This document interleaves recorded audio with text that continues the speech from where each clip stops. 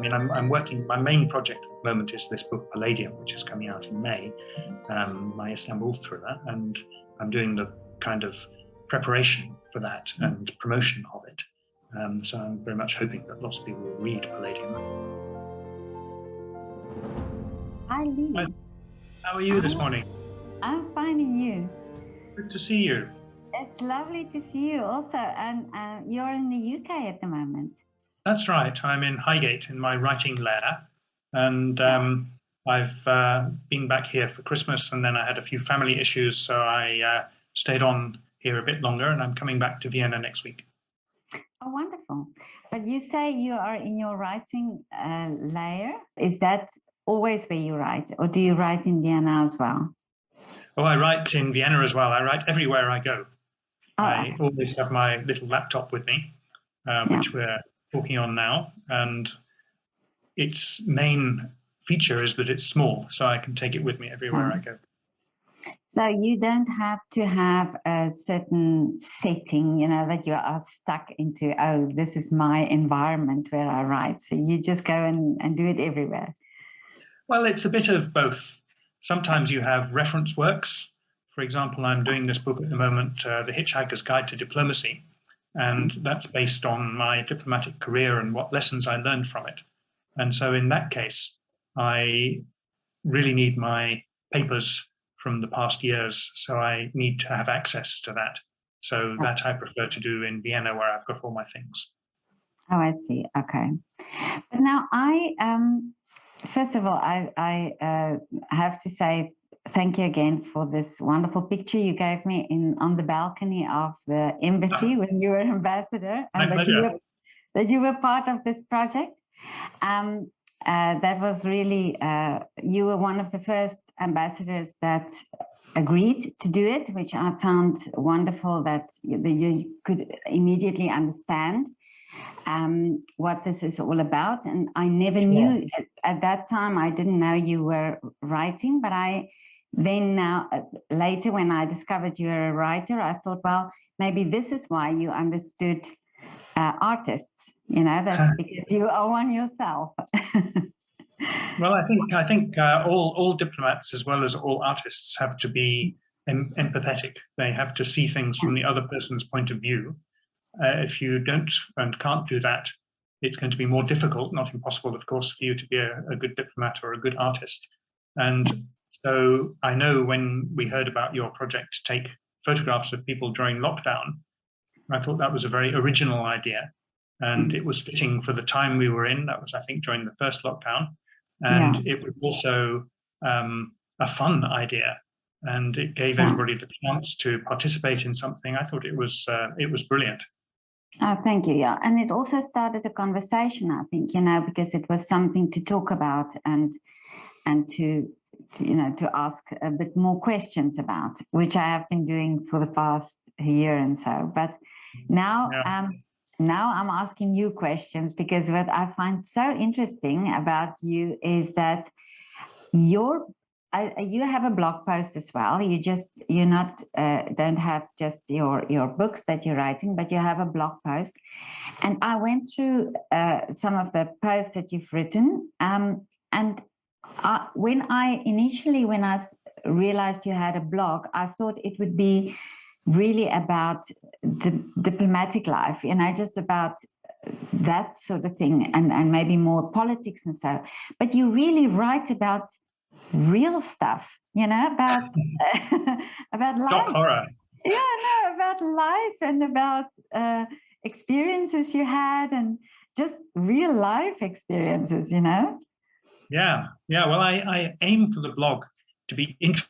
That's its main thing. It's my rleighturner.com blog that I now have. And I've recently rebranded it, because one of the things you mentioned is that when we did that photo shoot, you didn't know I was a writer. And as a diplomat, I was always very proper in not talking too much about my writing, because I didn't want any suggestion that I was misusing my position to sell books. But now that I've retired in September 2021, I have a bit more latitude in that sense. And in the blog, up until September 2021, I never ever mentioned the fact that I was a diplomat either. So the two sides were hermetically sealed from each other. But the aim of the blog is partly to talk about my books and my writing. And so you'll find maybe one in every 3 or 4 or 5 blog posts is about that. And then the rest is about stuff that interests me. And I have a section called, for example, gender issues. I have a section about existential issues. I have a section about book reviews and film reviews. I have a section on P.G. Wodehouse. I have a section on the books of Ian Fleming, James Bond books. So there's a very broad range. And some of it is about my experiences, for example, in Russia. In those early blogs, I didn't mention the fact I was there as a diplomat, but I had some pretty hairy experiences. Some of it is about my experiences in the US. And I'm hoping that this is like a smorgasbord or a broad palette of different things that will appeal to people. But I'm always looking for feedback. And if there's more of something you'd like to see or any other readers would like to see, it'd be great to hear from you. Well, the one that I read yesterday was about you being a house dad. I don't know how you would call it in a other way, but I found that so fascinating because actually I was a house mum and I was home educating my children. And what you wrote there also about people asking you, why don't you do a job? Why don't you get a job? And that was also that people asked me, even though I was a woman, they would say, well, why don't you put the children in school and get a job?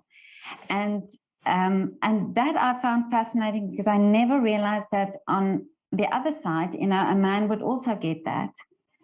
Yes, as I say in that piece, I think I have 2 pieces about that. One is about my experience of when I stopped work for 4 years in Berlin as a relatively senior diplomat, and my wife took over my job actually in the embassy, and I spent 4 years bringing up the children. And most women thought this was great, but many men seemed to feel threatened by it and were very critical and made snide remarks, how the mighty have fallen, so you're the houseboy now, are you, sort of thing. And it is, I mean, this was 20 years ago. Perhaps things have changed a bit. I think many things have not changed. And there is a normative pressure in every society, I think, that people should behave in a certain way, and it's stronger in some societies than others, of course. We're lucky living in Western democracies that the pressure is arguably less, but it's still there. And people who see somebody doing something a bit different sometimes feel the urge to step in and say, why are you doing that? You should be doing things the way I do them. I think it's natural. It's natural. And you may feel uncomfortable when people make these comments, or you may have a thick skin, but you better be ready for it. Yeah. No, I agree with you. I think it is because it's different than some people are just not comfortable with it. But now I was thinking about all this, and then I wondered, because you grew up in Africa, part of your life. You grew up in Lesotho. It's well, we have one thing in common. We both grew up in Africa. So, yeah. and your childhood there must have been very different to a childhood, say, in England, for example.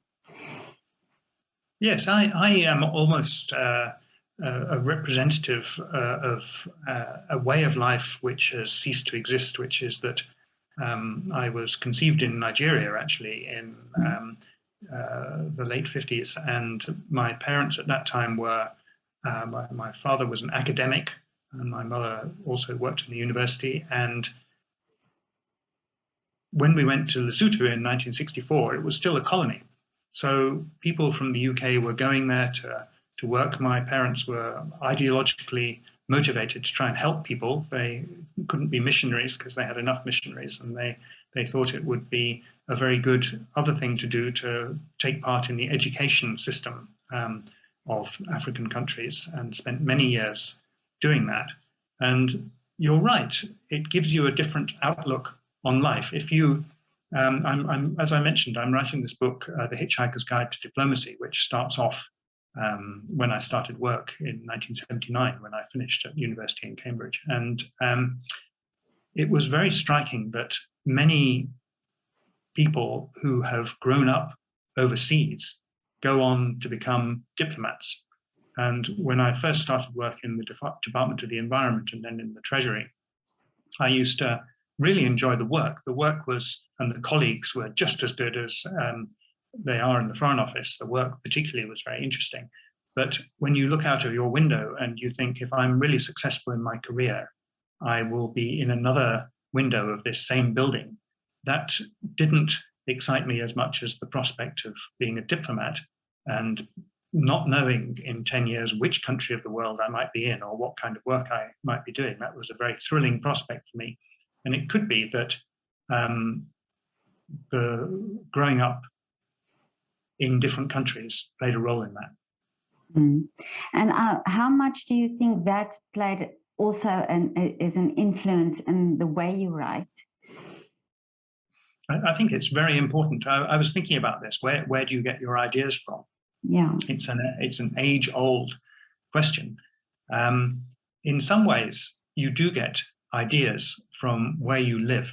So, for example, in May 2022, I'm very excited right now. Actually, I've just got the cover art for my new book, Palladium, which is an international thriller set in Istanbul. The cover art is fantastic. I'm going to be doing a blog about it on Saturday, a reveal, as they say. yeah.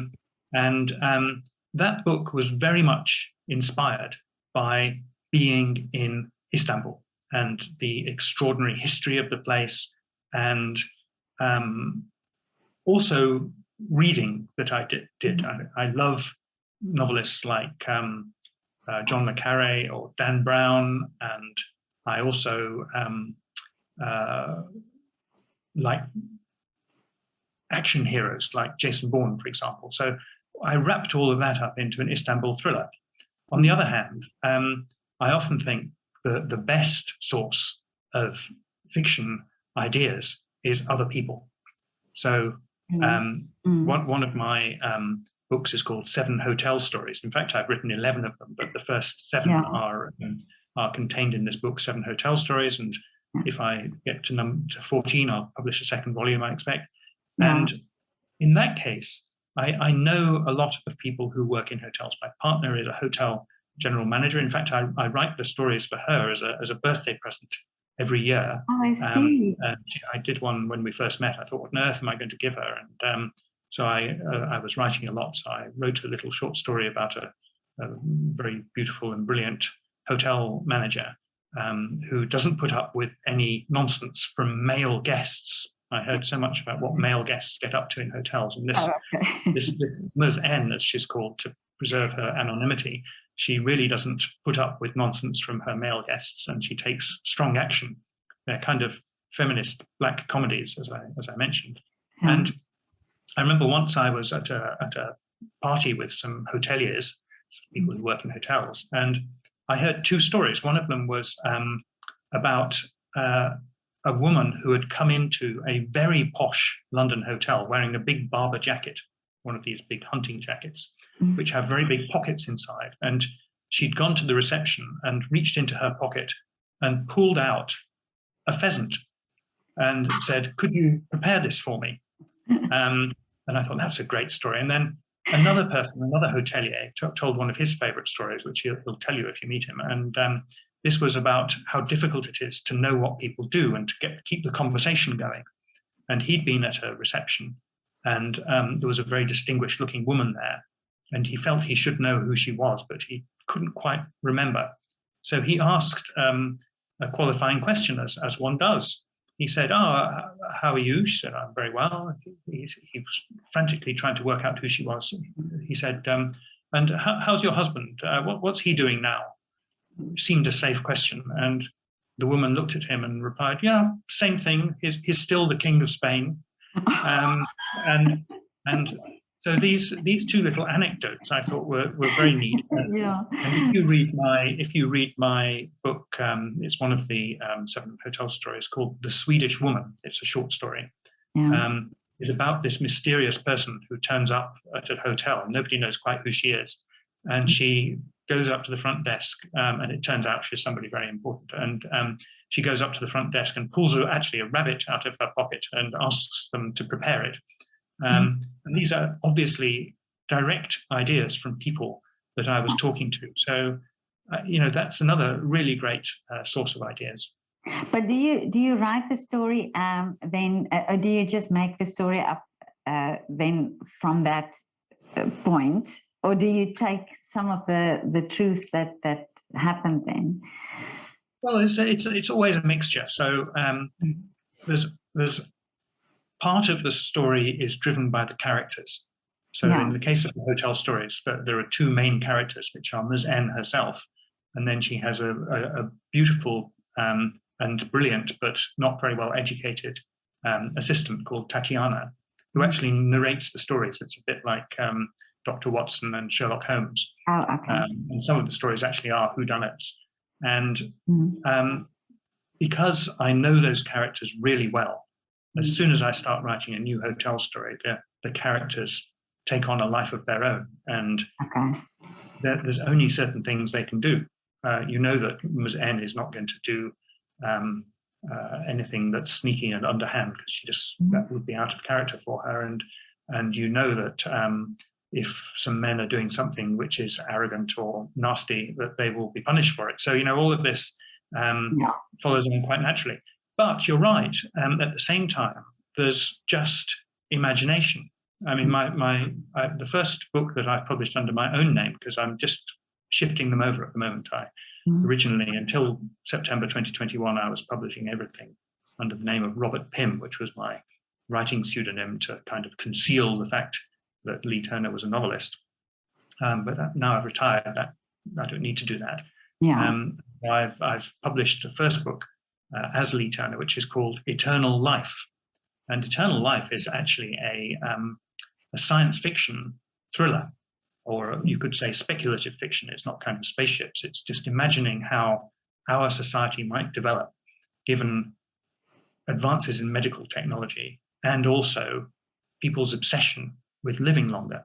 So we're 200 years in the future and society is in a terrible state as the result of the fact that some people can live forever by kind of buying voluntarily life off other people. So there's no poverty. Everybody has enough to eat.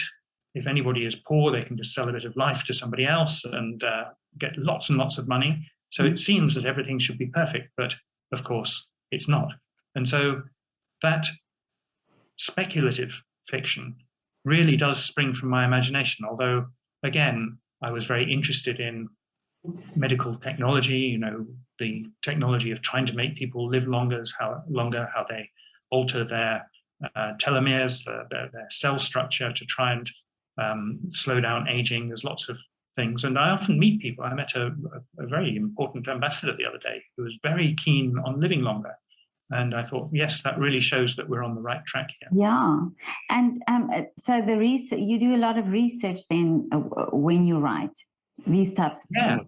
Yeah, no, really. But that must be very interesting then. I mean, you must learn a lot then to write this, I mean, additionally. I love doing it. So, to give you another example, often I'm inspired by some research I do. So when I lived in Berlin, in fact, when I was not working or not doing paid employment for 4 years, from 2002 to 2006, I don't say there's anything heroic about this.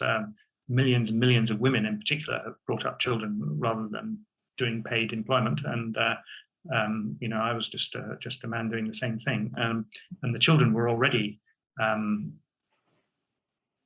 early school age. So they were off at school most of the time. So I wanted to write a novel, and I had the idea of doing a novel about Berlin. Mm-hmm. And one of my jobs that I'd had been as in a counterterrorism department of the Foreign Office. where I was head of ops, which meant I was in charge of counterterrorism operations in the event that a terrorist incident should arise for the Foreign Office. So we did a lot of exercises and traveled all over Britain and overseas, exercising police forces to see what would happen in the event of a counter-terrorist operation. For example, we worked with the Special Air Service, the military, and with different agencies and the Home Office and Scotland Yard and so on to simulate what would happen in the event of a terrorist hostage-taking incident, for example. And then when I was in Berlin, I got to know a fellow football fan, a chap called Thomas Volkmann, a good friend of mine now, and he worked in the Reichstag, in the Bundestag, in the Parliament building in Berlin.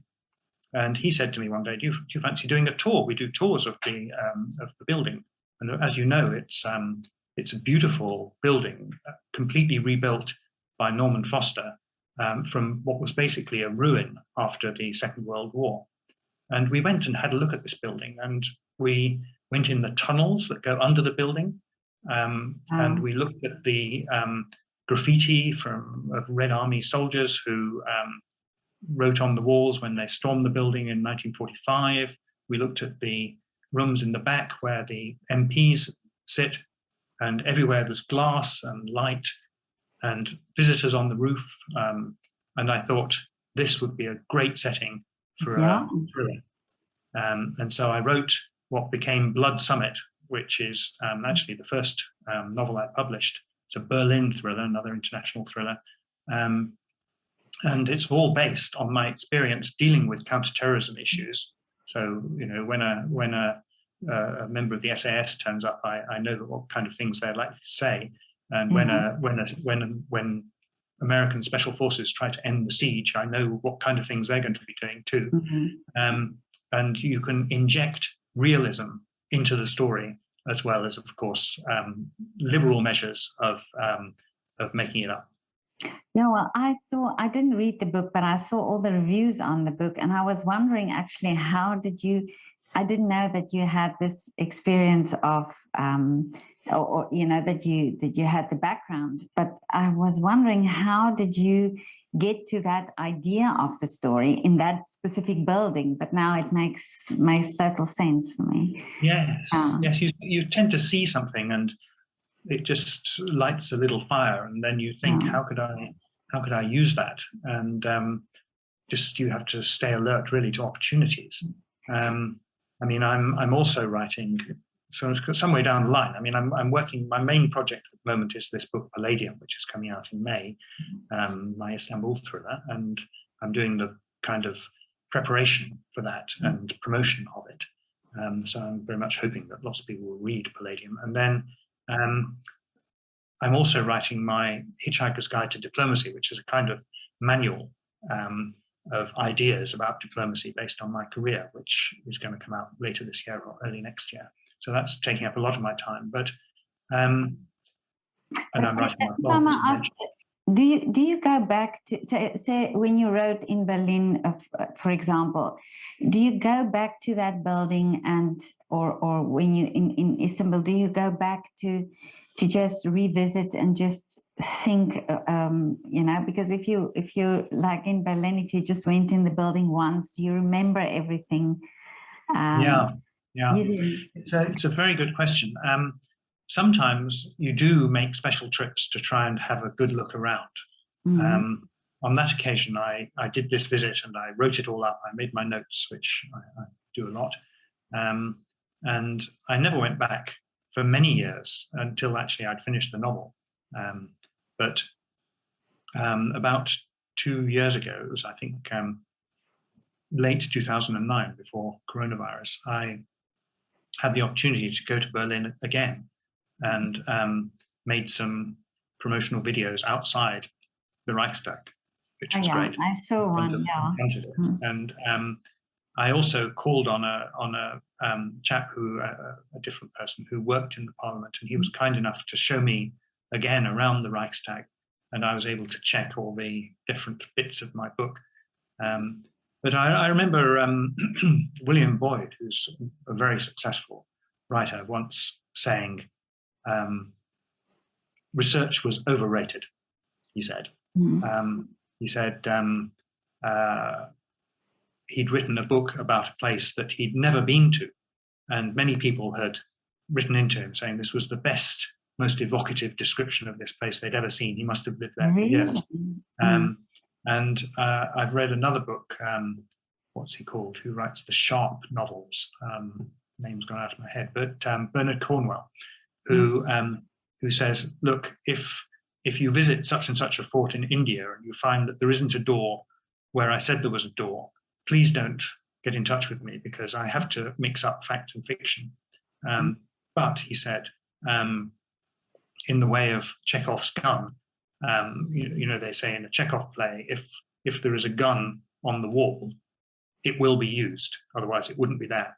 And he said, if I am having a chase through a fort in India, and somebody ducks into a door to hide from somebody who's chasing them, I have to have described that door earlier. I can't just make it up on the spur of the moment, otherwise it doesn't feel realistic. So I think there's always that mixture of drawing on your direct experience and then interpreting that to make it as fun a read as you can, if you're aiming for a fun read, which I usually am. Yeah, and it's also that creative freedom that you have. Yes, no, I love it. I love it. Yeah. No, indeed. But now I want to ask you, the writing, the love for writing. Were you when you were in school? Did you do good essays, and was it something that you from then on started doing? I guess all of us have written essays and stories in school. I always loved doing it. For many years, I didn't do much fiction writing. I think I was triggered really by two things. Actually, when I first started work, in the Foreign Office in 1983, there was a competition to write a story about diplomatic life, and I wrote a perhaps not very good story and submitted it, and I didn't win, but that kind of got the creative juices flowing. And then very dully and boringly, when the British Embassy in Vienna got its first word processor, which was about 1985 or 1986, I thought this was fantastic. I thought, wow, you can write on it. And unlike a typewriter, the words don't get printed immediately. You can store them and edit them and then print them later. And I thought, wow, that'll make writing a novel really easy, which was completely wrong. It doesn't make it any easier at all. But that's when I started writing my first novel. Okay. So you don't write handwritten notes and so on. They're all on the computer. Actually, I do. If you look on my leigh-turner.com blog, I've written quite a lot about how to write fiction and how to write. And one of the big questions, which different people do different things, there's no right answer, is whether to write directly on your computer using the keyboard or whether to write in manuscript. And, you know, as I say, there's no right answer, but I write most of my fiction, and particularly when I'm really doing a first draft of something that's important, I write it in manuscript. Okay. I have nice A4 notebooks of very nice quality paper, and I write on that using a fountain pen. I've got it here somewhere. Yeah. There it is. I use a fountain pen in one color, and I write it on this nice paper. And then as a next stage, I go through it again with a different color of pen, and I amend it a lot. And often that's when I put in the best jokes, and I have the best sort of turns of phrase. So that's like a first edit. And then after I've done that, I type it into the computer, and there I might edit it a bit more, and it will be edited many times more later on. You have to have a balance between editing and writing new stuff, otherwise you'll never write any new stuff. But I always write my first drafts in manuscript, and I love doing that. So will there be a book that is set in Vienna? Because I've been in Vienna for a very long time. I have been in Vienna for a very long time, yes. Yeah, well, there's two answers to that. One is that my book, Eternal Life, this speculative thriller I wrote, the last 20% of that is actually set in Vienna, including the UN city in Vienna and various scenes in central Vienna. So that's part of it. And then I'm also writing a trilogy of what I call my Foreign Office sex comedies, which are about a really awful diplomat who is a man who's married to a really brilliant diplomat who's a woman. And it's about their relationship and the tangles that this man, Angus, gets into, because he's not always a very good man. And he's always a bit insecure and thrashes about trying to do the right thing. And in the trilogy, I've written the first 2.5 novels, and the first one is set in London and Berlin. Second one is set in Berlin, and the third one is set in Vienna.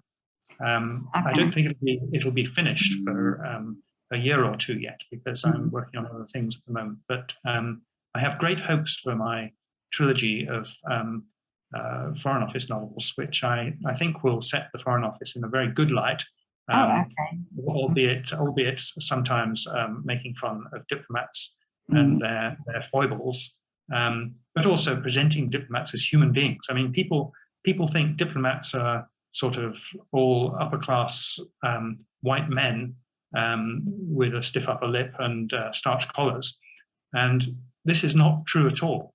There has always, or there has until the last 20 or 30 years, been too many white men in the Foreign Office, but that's changing fast. Actually, the ambassadors in all of our G7 posts now are women, as are the ambassadors to, for example, the UN in New York and to Beijing and many other important posts.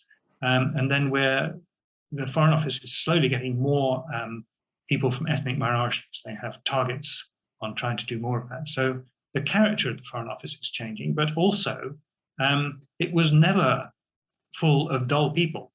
They have always been interesting characters, and there has always been, amongst the best diplomats, a kind of fondness for foibles. So, eccentric characters who have eccentric ideas and live eccentric lives have always had their place there. And I think it's a rich environment for writing comedies, or comedy thrillers, really, is what these books are, and they're a lot of fun. But are they then based on real people you know? Heavens no. Actually, people often ask me that. There's in Blood Summit, there's a character called Jason Short, who is the boss of the hero. The hero is called Helen Gale, and she's responsible for security at this summit. So obviously there's a bit of me and Helen Gale. And her boss is called Jason Short, who is indeed a rather short man, whose idea of looking good is to make everybody else look bad. And he has long, thinning hair, I say, like an aging rock star, and a huge selection of fitted suits and silk ties that he's very proud of. And he just is such a swine. And people say to me that Jason Short, he reminds me so much of so-and-so and so-and-so. I had a boss like that. And so it's people always wonder, who is this? And indeed, the constellation of in these three Foreign Office comedies that are somewhere in the future of a man who's married to a much more brilliant woman. Many people have said, "Oh, is that so-and-so, or did you get your inspiration from so-and-so?" And of course, every character you write has in it bits of people that you know, or bits of people that you've witnessed. Some of them maybe Petra Sittig will be in some future novel. Who knows? Some innovative photographer and artist will creep in, and you just use the material you've got. And I think it's great when you have elements of real people in your characters, because it makes them realistic and fun. Yeah, no, I can, but I look forward to reading those three novels. They're going to be great. Yeah. But now, the name Robert Pimm that you used all the time, where did you get? What where did you get on that name? Yeah, so what happened was that until 2014, I wrote under my own name. And then in 2014, I had a discussion with the Foreign Office about my writing. I can't say that they were entirely supportive of my writing. And they said, look, maybe it would be better if you had a pseudonym. So I'm a very obedient and corporate character. So I said, yeah, sure. And even though, of course, having a pseudonym and concealing the fact you're a diplomat was like poison for my attempts to publicize my work. Because it just meant that you couldn't really do any publicity as yourself.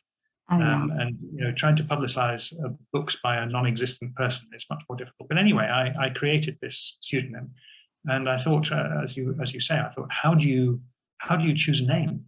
And Yeah. Of course, I Googled it, and there's lots of stuff about how to choose a name on the internet, of course. And what informed me, so number one, for your first name, you should have something that's not too silly, because people may be addressing you as this in a TV interview or just talking to you as in your persona as that writer. So that ruled out Xenophon, which was a name from another of my novels that I've been thinking of using. And they said maybe something familiar, maybe a name you don't use. So actually, my full name is Robert Leigh Turner. So Robert was a quite obvious one. And then for a surname, they said, again, something that's associated with you in some way, like somewhere that you're from, or a mother's maiden name, or a surname of somebody who's related to you. And they also said it's good to be in the middle of the alphabet, according to one or two sites I saw, because people go into a bookshop and they go to the middle of the shelves, which is kind of a bit. It's kind of a bit atavistic in many ways, because nobody goes into bookshops anymore. But it's a kind of logical thing. So after scratching my head a bit, I came up with Pimm, which is kind of close to the middle of the alphabet. And I used to live in Pimlico, so that was a kind of what really inspired it. With hindsight, I thought it was a terrible name, because every time you say, my name's Robert Pimm, people say, is that P-I-M-M or P-Y-M, or how do you spell it? So it's a terrible name. But I'm quite fond of Robert Pimm, and my hotel stories I will keep publishing under the name of Robert Pimm. Well, do you then put just your real name, Leigh Turner, underneath, or do you just keep it Robert Pimm? Well, so far it's quite a process, changing your name, as anybody can tell you who's changed their name. And my website is full of references to Robert Pimm, and my books have been published under that name. I have a Robert Pimm Amazon page, which is full of books, and I have a Leigh Turner Amazon page, which only has one book on it at the moment, but will soon have more. So it's just a gradual process to convert the names and to make clear who you are and what's going on. I mean, one of the problems actually is that, which is bugging me, is that Robert Pimm and his books have got lots of Amazon reviews, and reviews are very important on Amazon to show people that people are buying your books and that they're good. And when I republish them as being written by Leigh Turner, all those reviews disappear. So anybody who's looking at this interview, if you see any of my books published under Leigh Turner, please write a review, because if you'd like the book, of course. But yeah, it's a complicated business, but we'll get there. And it takes a while, it takes a while to build up this name online, So it's I can understand that it's quite tricky now to do it that way. Yeah, it's just a sort of big mammoth task that you do a bit of every day. Yeah. But Leigh, tell me, what is your wish now for the future? My wish now for the future. Well, I remember going on a Foreign Office course many years ago, where it was a kind of management course, and as an icebreaker at the beginning, they got us all together and said, "What is your greatest fear about the world?" And most people said, "Oh, the Middle East conflict, or a nuclear war, or climate crisis or something. And I said what my first thought had been, which was, my greatest fear is that my relationship with my children will deteriorate from what I have now, which is a very good relationship. And as they become teenagers and adults, I'll lose that relationship. So quite a personal thing. And I'd still say that, really. I think keeping strong relationships to people who matter to you are really the most important thing. And, you know, while I'd be delighted to have success or more success as a writer, you know, it's those personal relationships, keeping them strong, keeping them healthy, which is most important to me. So that would be my main wish for the future. What a beautiful wish, really, yeah. But Leigh, and just before we go, could you please, or if you want to, I see also you have on your website a list of Viennese coffee houses that you, oh, yes. Yeah. Certainly. So I thought, because I know it's not just artists in this time who had a difficult time, but it's also businesses. So do you have a business or a coffee shop that you want to just mention in this interview? Well, let's find out what's your favorite place to go. Yeah, it's been a bind for the last 2 years, being very few times when you can go to a Viennese coffee shop.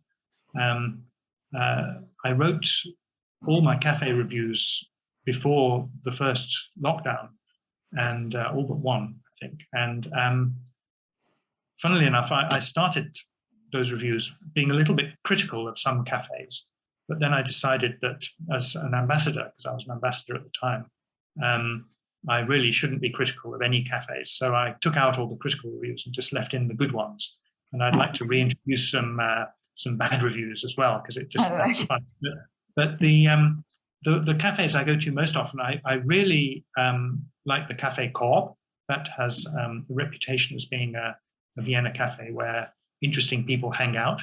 And they have a downstairs lounge where I did my first reading from Blood Summit, where cultural things happen. So that's one that I'm very fond of. I love Cafe Havelka. That's always been one of my favorites. It somehow hasn't changed since the 80s or before.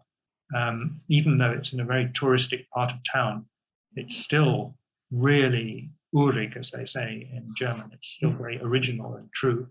I love Cafe Havelka. And finally, a cafe that some people don't like, but I have used to go there regularly, is the Cafe Bruynehoff, which is just next to the Hofburg, a very big old-fashioned cafe.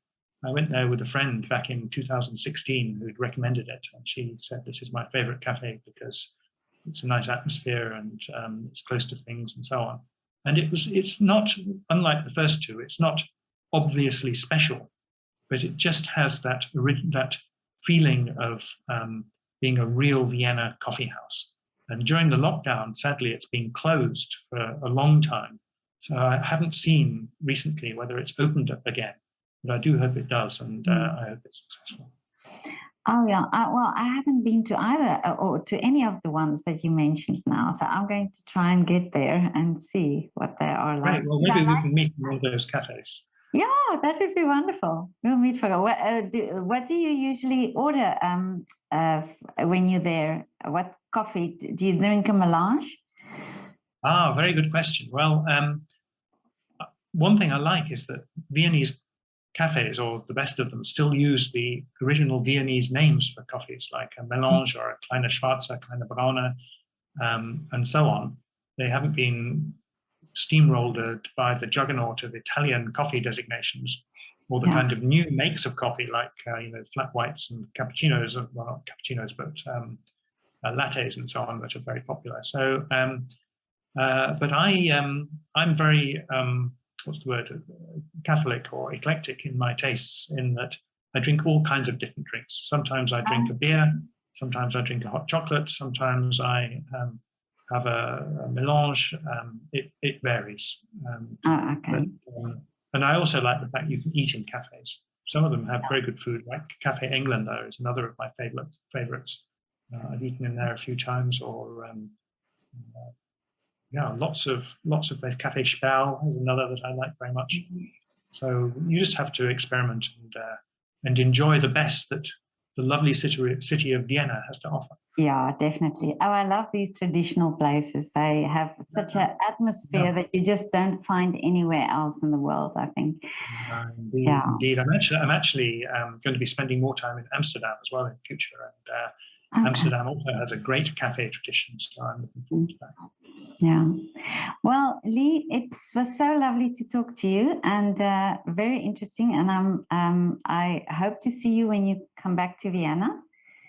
With pleasure, and good luck with your project, Petra. I think it's great what you're doing. Thank you very much. Let's stay in touch. Yeah, definitely. Thank you, Leigh. Have a wonderful day in London. Thank you very much. The sun is shining here, so that's great. All right, bye-bye. Okay, bye.